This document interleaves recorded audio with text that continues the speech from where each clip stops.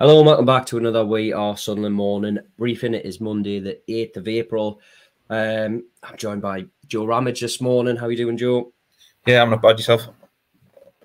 Yeah, we're getting there. We're getting there. Season is, as only 5 to go. I think someone perfectly coined it, we are plodding along. We Are Sunderland is still the place to be for everything red and white, tactical analysis, exclusive interviews, and insight from former players. It is still just £1 for 6 months worth of coverage.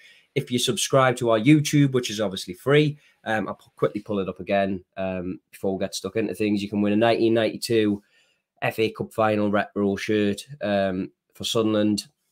So yeah, great piece of kit that we're giving away over on there. If you subscribe to our YouTube channel, you can comment to say done to let us know that you have done it. We did do that on our previous video, but again, it's up to you if you want to do that. Joe, Bristol City finished 0-0. Far from a classic, was it? Well, it was better than Easter Monday, wasn't it? Certainly, yeah. And better than the Queen's Park Rangers game of the same scoreline. But yeah, it was sort of a summary of the season, really. Certainly the early part, because Sunderland did actually create chances in this game. You know, Mike Dodds wanted a reaction. I think I put out. Did he get it in part? Because it was a better performance. I don't think anyone can say that it wasn't a better performance. You know, and like I said, they created plenty of chances, certainly in the first half. But like I said, they're going back to this first half of the season where we were seeing that quite routinely and then just not being able to put the ball in the back of the net. Now, some of that down to finishing, some of that down to a lot of that, in fact, down to some inspired goalkeeping from Max O'Leary, who was particularly good in that first half, wasn't he? Made some really good saves. Second half just kind of summed up as well. Two teams that are in mid-table and are going to finish in mid-table this season, just get the season over, sort of feel. Certainly in that last 20, 25 minutes, wasn't it? It was two teams that almost dead on the feet after the Easter weekend and just not a lot going into it. Positives to take from it, like I say, yeah, they created chances. There was a bit of a reaction, another clean sheet. I think that's 3 clean sheets in 4 now. Yeah, you're clutching at straws a little bit, aren't you? You know, it's just indicative of kind of where the season's gone. It couldn't have been any worse than against Blackburn. But it was one of them where you don't really know how to assess it. I think if it was in isolation, if the sort of previous 3 months hadn't really happened, you'd look at that and you'd be able to take more positives from it and not be as downbeat possibly as you would be coming out of this one. You know, Mike Dodds said that he was disappointed still, wasn't he, because he felt they should have won the game. I think he's probably right with that. I think Sunderland probably did deserve to win the game on the balance of play. But yeah, it's just kind of been their season down into one game almost. You know, Jack Clarke coming back was another positive. I thought he was really impressive. We'll probably talk about him in a bit later. But yeah, it was just one of them games where it's kind of summed up what Sunderland have been about, even when they've been okay this season. Yeah, I'd sort of echo that. I mean, as you say, I tweeted out during the game, I don't know how Sunderland didn't score. I mean, the first half, there was that occasion where, I mean, there was a number of good passes. As you say, we'll get on to Jack Clarke shortly. There was a number of passes in behind from Jack Clarke that were brilliant. There was that one where I think Shisha's clipped the ball and the rebounds come to Job, and Job does have a relative tap in, but his feet, you know, he couldn't quite get his feet right. The second half where Bradley Dack's header's cannoned off the underside of the crossbar, bounced behind the goalkeeper, and I've thought, how's that not gone in? How has that not gone in? So yeah, you're right to say that Sunderland were better than they were. I think again, Mike Dodds came out afterwards and said that is the benchmark, though. Like that's just a given, that sort of performance. There was plenty of endeavour. I certainly don't think you can label that at them this week. There's 1 or 2 occasions where it was just a bit frustrating, wasn't it? I think you can tell they're a side that are low on confidence at the minute. I think there's a couple of occasions where they allow Sheesh. I know that's sort of his style of play. He's a playmaker, isn't he? Full of flair. But there was a couple of occasions in the first half where there was flicks, just simple passes that just went astray. I mean, we'll get on to the subs as well, because I thought one of the main sort of, not changing point in the game because it finished 0-0, but I think the tactical tweak that Liam Manning made at half-time as well, to go from a back 4 to a sort of a 5-2-3 with 2 10s. I think that really helped Bristol City, if I'm being honest, just come to grips with the game, because Jack Clarke was getting loads of joy down that side. And I actually think that it stifled Chris Rigg on the other side as well, because I thought he had a really bright and positive first half. But as you say, it's just been the story of the season, hasn't it? Where I felt like that was more like the Sunderland we've seen in recent weeks. Not that that's necessarily a positive. I think, like you say, just summed it up perfectly. It's just indicative of where they're at, really, isn't it? I mean, we'll get into Jack Clarke straight away if you want, because I think would be remiss not to, just because he's that good of a player. I think, obviously, when you saw him come off the bench, we spoke about it before the game, didn't we? There was doubts over why Mike Dodds did that, but I think whether he petered out towards the end of the second half, I'm not sure whether that's just a case of fitness or, like you say, just the season petering out. But yeah, I thought Jack Clarke was pretty impressive. Yeah, I was really high on his performance, to be honest. I know Mike Dodds said he tired, which is, you're probably right in that summary as well. But I thought for 60 minutes, 70 minutes, he was excellent, and he just sort of showed how good of a player he can be, and how much Sunderland have missed him. To be honest, like, he's invaluable to this squad.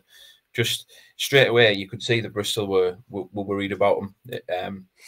He sort of drew 3 players in on that right hand side: Sykes, Viner, and Tanner, I think it was. All 3 of them were panicking every time the ball came out to Clarke, you know.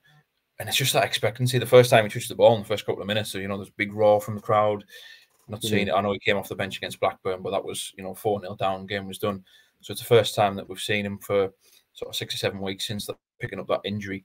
And I was initially worried. I think we mentioned it in sort of the team news, didn't we? Are you cautious about it? You know, he's come with an ankle ligament injury. It's a pretty serious injury. You know, obviously the severity of it dependent, but Mike Dodds, he said a few times, hasn't he? You know, we'll err on the side of caution. You know, we've got a duty of care to players, come and bring them back to full fitness. So was it a bit of a risk bringing him in? Absolutely not, because he was excellent. He just hit the ground running. Like I say, he drove someone up the pitch. I think he's top of the championship in terms of progressive carries and things like that. And you could see that straight off the bat, just picking the ball up and driving 30 yards up the field.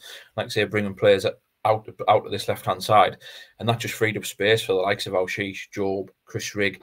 And it created chances. I mean, I think Sunderland had 20 shots at goal, and Clarke was responsible for 12 of them, 6 himself, and then he created 6 other attempts. And that just, again, it summarises just how key, how important he is. You know, I've got a little graphic there of his key passes and his assists in the game. And you mentioned it just there, that the 2 ones that are sort of more longer balls direct, those clever chip balls down the channel, they were so good because he timed it to perfection. Alshish was running and Joe was running, and it just showed that you could come long or short. And it's something that Sunderland have missed so much in the last 6 or 7 weeks. You know, people have gone out there and tried to fill the gap from him, you know, whether it be Mundell, Barr. Haven't seen the same sort of productivity for them. And just to move on again, I mean, look at these sort of total actions. These are successful actions in the game up that left-hand side of the pitch. He's just involved all the time. And you can understand why defenders are worried about him. I mean, there was a bit in the second half as well where he sold a dummy on the halfway line and he spun in behind and drove on. And then I think he drew 4 defenders at that point and put it into the box for Job. And then it came back to him where he had the shot deflected. So he was really unlucky, to be honest, not to get on the score sheet or assist, because he just got back on the horse as though he hadn't been away from me. He was really, really impressive.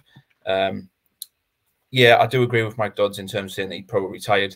That is probably just down to the fact that he hasn't played in as many games, you know, over the last few weeks. But yeah, I was really impressed with him, and it's good that he's going to be back in for these final 5 games, because realistically, it's probably going to be the final 5 games he's in a Sunderland shirt, isn't it? So, but he didn't show any signs of that. He didn't show signs of a player who doesn't want to be here or knows that he might be away in the summer. He just knuckled down and he got straight back into it, and it's just a huge boost, and it'll be a huge boost to the rest of the squad to have him in and around the dressing room. We thought it would be on the bench on Easter Monday. Yeah. Obviously, it didn't work out that way, but back in the side. And we've said, like I said there, just the way that it dictates and changes an opposition's sort of game plan and approach to the game. And yeah, I think Liam Mann brought on Ross McCrory at half time, and that's just the absolute. It's the biggest sort of praise that you can give Clarke's performance, but certainly in that first half, that Bristol changed their setup to adapt to him, because he was getting so much joy down that side. You know, they went with the back 5, stocked up with another right back in that area, and they did nullify him a little bit more. You know, he was a little bit less quiet in the second half, but yeah, really good performance. And it was good to have Patrick Roberts back as well. Let them 2 on the pitch at the same time. It's only the 4th time this calendar year that them two have been on the pitch. Now I know Roberts has been out of sorts, and that's something else that we could talk about as well in terms of what Mike Dodds said there. But those two they are Sunderland's key weapons this season, aren't they? Or they were in the summer coming into this season. Roberts has had a difficult season, but they've been without them for large parts of this campaign. I think Roberts has started 20 or 41 games. Obviously, Clarke, he's only missed the last 6 or 7, but to not have them both on the pitch and not have them fit and firing, or certainly in Roberts' case, it's absolutely hindered Sunderland. And you don't want to give them excuses because their troubles go way beyond just Clarke's recent injury and Roberts' struggles this season. But not having them two in tandem, in sync, like what we saw last year alongside with Ahmad, it's played a massive part, no doubt about it. I mean, I'll just quickly pull this back up because I found that quite interesting, the fact that I don't actually think, just from the top of my head, that we've actually seen those types of key passes from Jack Clarke from deeper areas of the pitch. What you tend to see a lot of the time with Clarke is more, because as you say, he carries the ball really well and he gets towards that corner point of the box, either drives down towards the byline or then checks back. So a lot of his key passes are actually from like towards the byline, cutting across back into the box. And that's something that I think Sunderland have actually lacked a lot. Not just, I'm not putting any blame on Jack Clarke here, but as you say, from the right-hand side of the pitch as well, I couldn't tell you the last time I saw a striker, as I've said in previous weeks, running through on goal with the ball in behind. And I think that that's something that whoever comes in, or a problem for Dodds to sort between now and the end of the season, I certainly think that that's something that needs addressing. I think if we just look at that from his involvement as well, that's successful actions as well. If you have the ones that don't come off, and that's defensively as well, tracking back. There was one in the first half where he lost the ball on the halfway line and he tracked back to the edge of the box. And there was another one where he got it under pressure from sort of 3 or 4 in that left back area, kept his head and then spread it out wide to Neil and set something on the break. It's like I say, he just slotted back in seamlessly for me, and he's just such a good player. He really has been a joy to watch this season, and it was really good to see him back. And if Mike Dodds is saying that he's not 100% or he was tiring, that's just whetting the appetite for if he can get up to speed for these final 5 games. I'm sure Tuesday night against Leeds will be one that he's really relishing, going back to his old club as well. But yeah, look at them involvements, man. It's the areas in which they are, isn't it? Like you say there, a lot of it towards that left-hand side corner of the box. And I haven't seen that in his absence when he's been injured. We haven't seen those types of involvement. He's not afraid to drift away from that left-hand side and pop up in little pockets of space. I think, as you say as well, his game has come on a long way as well. I think that was a perfect example against Bristol on Saturday when he does pop up. He's very aware now of the defensive side of his game that he has to do.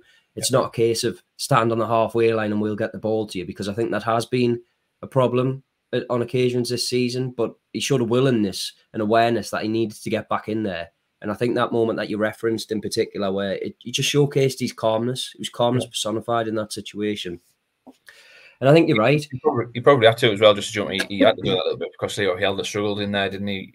That's another area we could maybe discuss. The styles Helder combination is one that it's been difficult over the last couple of weeks. As soon as Aji Alese came on the field in the final 20 minutes, you saw how much of a difference that made. And to Clarke as well, it just felt a little bit more in sync. Clarke felt a little bit more comfortable in who was behind him. And he's a huge, huge player to have back. We spoke many times on this pod before, him, Huggins and Dennis Serkand being out, being big losses for Sunderland this season. Alese looked every bit of the sort of player that Sunderland want and need for him. Important for him to get some game time over these final 5 games heading into next season as well. Yeah, I spoke with him after the final whistle, and that was the message was, look, are you concerned? Because he hasn't played a lot of football. He signed a new longer-term deal, I think, till the summer of 2027. So as you say there, it's vitally important that he gets game time. And instantly, as soon as he came on the pitch, you could just tell. It was like the substitutes lifted the place a little bit, I thought. That has been lacking for so many weeks in these injuries. Again, you don't want to give them excuses because it does run beyond that. What's gone wrong? But having players on the bench who can come in and make a bit of an impact makes such a big difference at any level. It certainly doesn't help. And look, I'm not one to single out players because I generally think that they are low on confidence at the moment. But I thought Leo Hjelde, just before he got taken off, there was an occasion where there was a challenge out there. It was in a pretty dangerous area, and he sort of shirked out of the challenge. And it was met with a groan from the stands. Instantly, when Aji came on, bump, just flew into a tackle, won the ball back. And I think Mike Dodds was right to say that he looks every bit a championship player. And they have missed him out there. The only concern is, as you say, is managing him now between the end of the season, because he's had so many sort of setbacks and knocks that, yes, it's fine having a perfectly championship ready player there, but if he's not on the pitch and if he's injured all the time, then that does nobody any favours. But I think, as you say, I think against Bristol in particular, the game was crying out for a bit more sort of offensiveness from that left back slot. I thought Leo Hjelde was a bit too conservative, but I think that that probably plays into confidence. He was dropped, wasn't he, for the games previously. That does, for me, raise questions about again, I know we've spoken about the recruitment, but the recruitment in January in particular. What should have been an occasion or a moment in the season to help lift Sunderland. I'm not going to say it's hindered them, but I don't think it's moved them on any further from where they are. Yes, I know Callum Styles had a good game down at Cardiff, but again, I've not really been... that don't really fit over at that position. Really, I think Hjelde's more inclined to be inside, probably as the left sided centre back of a three, maybe. Styles, we spoke about him before the game, being that defensive midfielder or certainly one of those central midfield positions. That's where he plays for Hungary. Yes, he did a good job at Cardiff, but yeah, that left back, it didn't get addressed. They tried to address it with those two players, hasn't worked out. Now look, they can't legislate for the injuries that they've had, because essentially you've got three players in Alese, Huggins, and Cirkin, who can play out there. You can't legislate for all three of them being out for as long as they have this season. So there is a little bit of a stopgap in there. Ultimately, they haven't been able to fill that. Hjelde's probably been the bigger disappointment in terms of he's probably more natural to go out there, just given he's more naturally a defender than Styles. But yeah, it's been a big area of Sunderland. Like you said, offensively as well, we saw it a bit more from Styles. I think Mike Dodds referenced, but that's why he went with Styles down at Cardiff. He would give him more going forward. Clarke being back helps you a lot, because he does so much and takes so much of the workload on himself when he's in the squad. When he hasn't been, not getting that synergy between whoever's been on that left hand side, either in attack or in defence, it's limited their output, undoubtedly. It's interesting the point that you make about Hjelde being, probably his best position is left of a back three, and I'm inclined to agree to a point, because at the moment, I think, as you say, it's perfectly perfectly right to mention the injuries, because look, I think Sunderland are a completely different prospect with someone like Niall Huggins out there, or Dennis Cirkin, naturally left foot. You've got a bit more balance. So if you do want to play like a 3-4-3 to a degree, I do think that would work. The only thing is that I've seen, again, it's difficult, because I think it was the first game the pair of them started, wasn't it? I think the Swansea game, where they went with a back three with Styles as a left wing back and Hjelde as the left of a three when they were in possession. It was just so disjointed, it didn't really work. Maybe if they had a Dennis Cirkin out there, for example, or an Aji, would it work? Would Hjelde get a bit more protection? Because at times during that game, they just got cut up, didn't they? So I'd like to see it again, but I just think the personnel, as you say there, the personnel have to be right for it to work, because I don't think that worked against Swansea. I'm not saying it won't work again. I just think that's something that would stick in my mind, and I don't think we've actually seen it since, have we?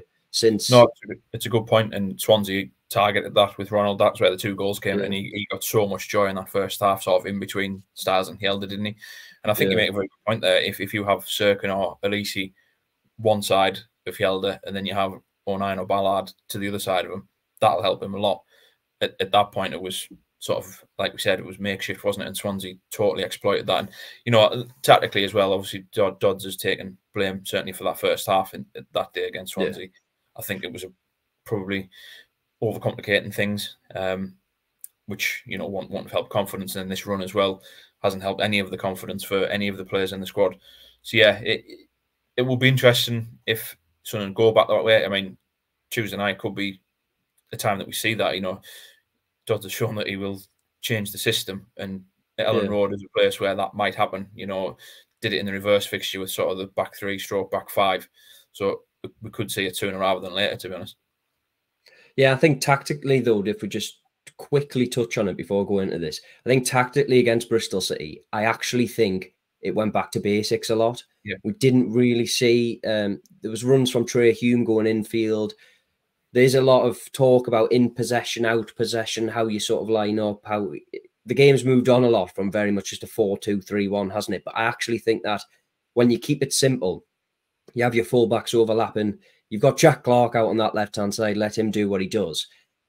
I think Sunderland actually play better when they stick to a bit more of a structured shape in terms of in possession and out of possession. But as you say there, again, Mike Dodds did experiment. He said, look, it's not going to be like, I'm not going to just pull it out of thin air and go with this. It's going to be a well thought out plan. Interestingly, though, again, do they have the players to do it, to revert to that, given the current injuries? I mean, I'm just picking your thoughts here, but like, what would you give Aji a start at Elland Road to maybe, you know, revert to a back 3 down there, because it did work really well, and they're obviously flying at the minute, aren't they? Possibly, because I mean it's as tough a fixture as you can have. Yeah, I mean, Sunderland are going into it. They've won 1 game in 10. It's a daunting task, this one. Just for I do want, I think you're right in terms of Bristol. I mean, technically they did get it. It seemed a lot more sounder. Even the press was right. You know, there was a turnover. I think where Clarke forced it, and then he had the shot as well. You probably can't do that as much at Leeds because they'll want you to do that against you. They want you to. They want to invite you on and then pick you off.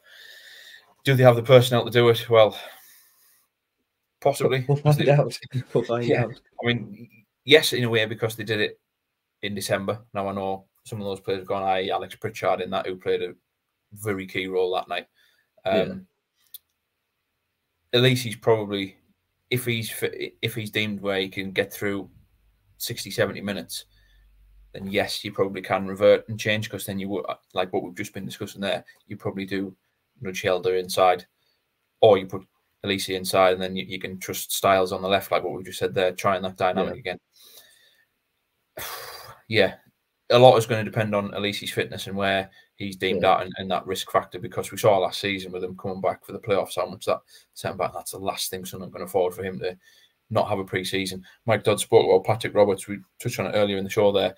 Yeah, how important pre-season is going to be for Patrick Roberts because of what's happened with him this season. I'd echo those thoughts for Aji Alese. You know, both of those players need to really knuckle down and get a lot of minutes, get fitness in the tank, and be able to be fit and fire and ready to go next season, and sort of names on the team sheet that you can rely on week in, week out again. Yeah, Dodds echoed sort of what we've been saying, really, isn't it, about experimenting between now and the end of the season. He said he's not going to do it. He wants to win every game, and I completely understand that. But at the same time, like, it's difficult. It's so difficult at the moment, because we're very much at the moment in limbo with what sort of side are Sunderland at the minute. Not just off the field, that we've spoken about that a lot, but on the pitch, what sort of side are they? Because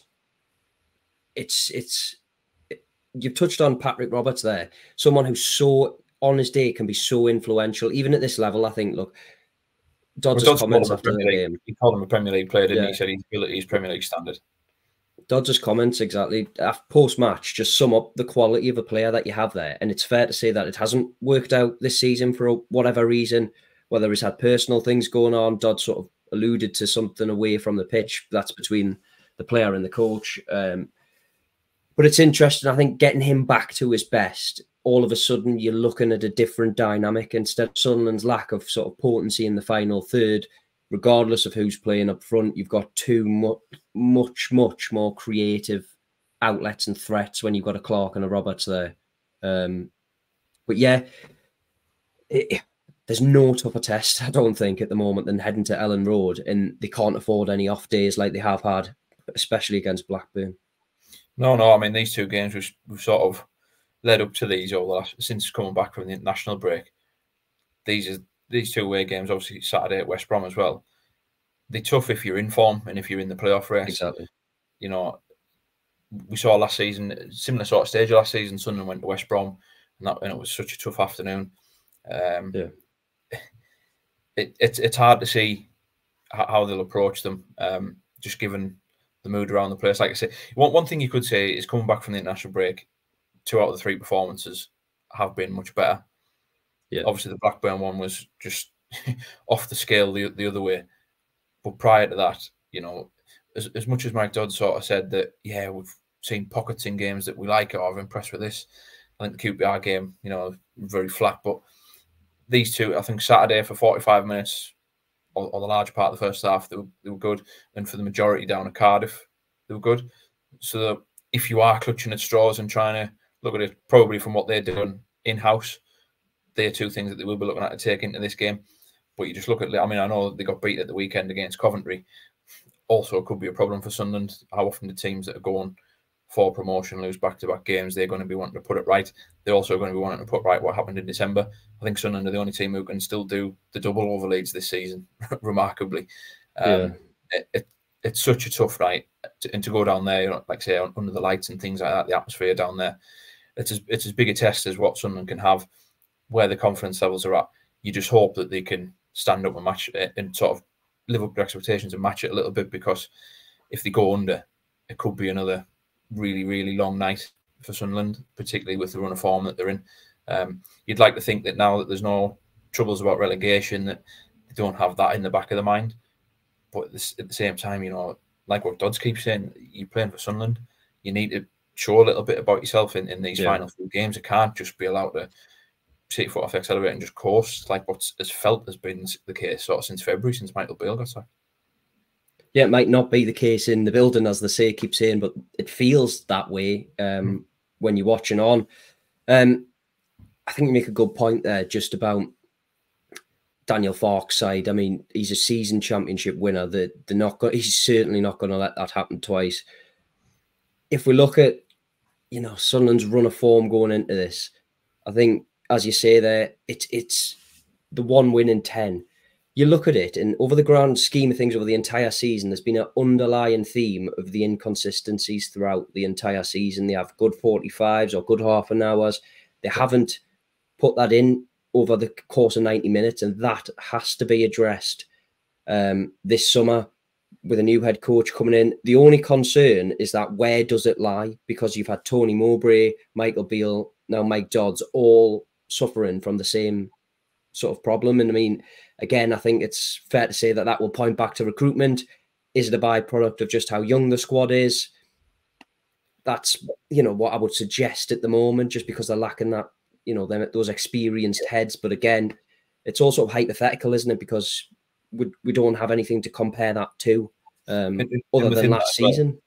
Yeah, within that as well, just to go back to what you're saying about, do you experiment and bring other players in, or maybe do you look at some of the young academy lads who are pushing for places? I'm sort of on the fence with it, because I can see both sides. Yeah, there's nothing left to play for as such, you know, in the wider aspect. So why not give some of these lads a go? But like on Saturday, if you bring in a Tommy Watson in, for example, off the back of a 5-1 defeat, that is a really difficult situation to manage. Likewise, going to Elland Road. Now, on the flip side, you could argue and say, oh, well, what a great opportunity for them to go in, give them a go, Leeds away, Elland Road under the lights. What a great night for them. You know, it's a fine balance between getting something like that right. And yes, we've seen Chris Rigg. He's excelling in it and he's stepping up to it. Not everyone is going to be able to do that, because not every player in the academy is a Chris Rigg or has the ability of a Chris Rigg, who again was impressive on Saturday. I think let's, not that you're suggesting this, but I think that, let's be honest, because you're right to bring that up. Chris Rigg is a one-off talent in terms of how young he is coming through. Interestingly, Tommy Watson's a name that will continue to be bandied about just because of how well he is performing for the under-21s. I think you're right to point that out. There are levels to this. I don't think Elland Road is a position to go and throw anybody in at the deep end in that sense. But if he was to get minutes off the bench in some of the games between now and the end of the season, you could understand it.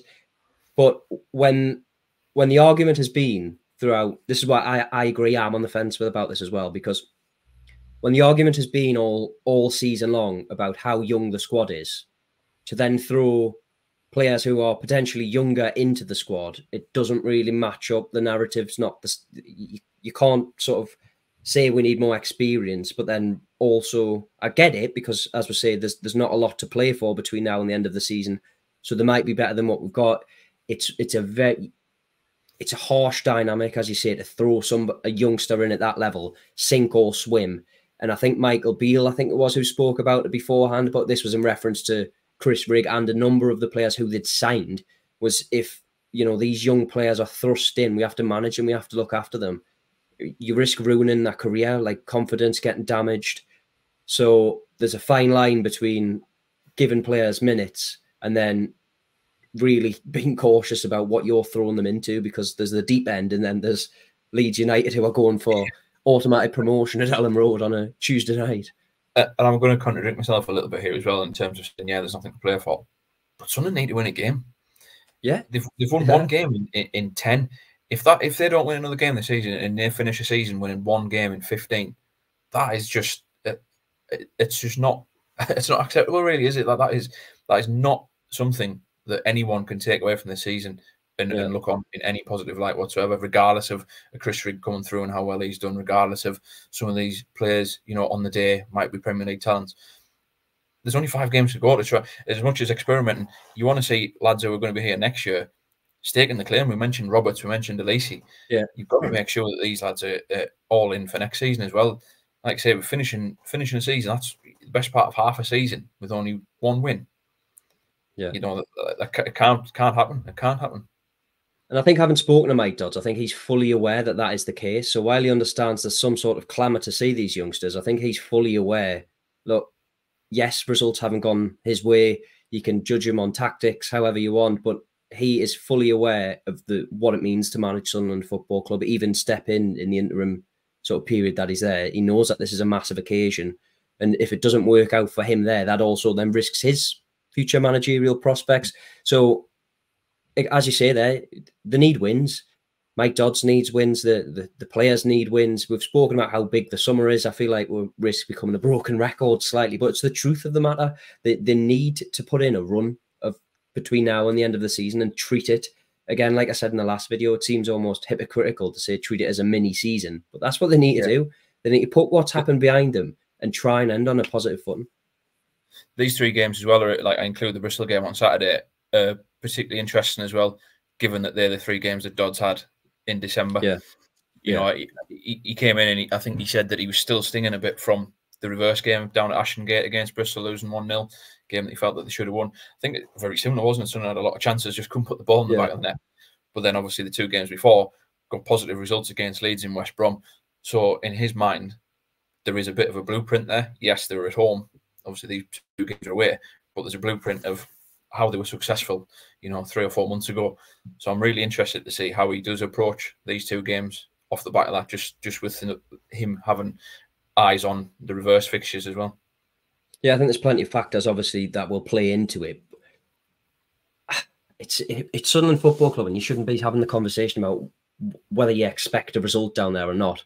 But I think supporters could almost write that off, given where they are, how the season in the last couple of months have gone. I'm not saying they will or it's the right thing to do, but I think given that they've got such a different dynamic at the moment, they take a performance down there. Just if you could see Sunderland full octane, going for it, almost like the Sunderland of old or at the start of the season, proof that they can still rub shoulders with these players. Again, I might come across hypocritical having said that they need a win, but you're not going to these grounds away from home expectant. If they were to get one, I think it'd be a pleasant surprise. But I also think that the players need to prove a point that they can go to these places. That because we've spoken about it, haven't we? Like, not on the pod, that the season almost feels like it's been broken up into mini seasons. Like we had a Sunderland promotion push at the start of the year, and not a lot has changed in terms of personnel. Just the manager and who's at the helm, really. That yes, you've had players who weren't available, who are now available, vice versa with injuries. But the core of that squad is still the same. Yeah, and I mean that's a good point as well. If you think back to the Leicester game in October, I think it was under Mowbray, got beat 1-0, but there was a lot of heart taken from that performance. Yeah, at that stage it was Leicester going to run away with the league. They're destined to go back up. and you know, certainly for the first half of the season, that looked to be the case. Sunderland were decent that night and probably were unfortunate not to come away with something, you know, undone by a set piece. Can the same be said? You know, you want to be saying the same at the very least, coming out of these two games, going to Leeds, and at least thinking Sunderland were probably unlucky there. If they don't get something off, they then go and get something great. Likewise on Saturday. Yeah, I think the general consensus as well from the Bristol game is that they were unlucky. They weren't anywhere near as bad as they were against Blackburn. So it's not as if it's an unrealistic expectation from people to expect better performances. Mike Dodds himself said that, look, that's the benchmark now. So there it is. I mean, you've got your interim manager saying it, so you've got to follow through it at Elland Road on Tuesday night. Yeah, totally echo that. You think if they can get a result out of one of these two, then all of a sudden you've then got 3 games towards the end of the season where you can just build a little bit of something to carry into next season, which we've spoken about at length. Like you say, if they were to take 2 big defeats in these games, you sort of just question where things are at. And again, it's just a penny for Mike Dodds as well, because he's at some point he keeps saying that he wants to be a head coach. This run of form isn't doing him any favours whatsoever, regardless of injuries and background noise and, you know, fans' frustrations above his head and, you know, whatever. To win only 1 game of his tenure so far, you know, any manager, if that is any point of the season, is under pressure. So he's under pressure regardless of whether this is an interim period or not, and only there till the end of the season. He's under pressure to try and deliver a result. Yeah, and we'll be hearing from Mike Dodds later today. We are Sunderland is the place to be for everything red and white. If you're watching over on YouTube, please don't forget to subscribe. If you do subscribe, you could win one of our giveaway shirts from the 1992 FA Cup final. It's still £1 for 6 months of subscription over on our website. And if you do so before the April the 11th, then you could win 1 pair of hospitality tickets for Sunderland's clash with Sheffield Wednesday on the final day of the season. Great prize. There might not be a lot to play for in terms of on the pitch, but you may as well enjoy it. Have a good day out. Yeah, get to sit in the comfy seats. Great. So yeah, catch us later in the week. Thanks for joining us.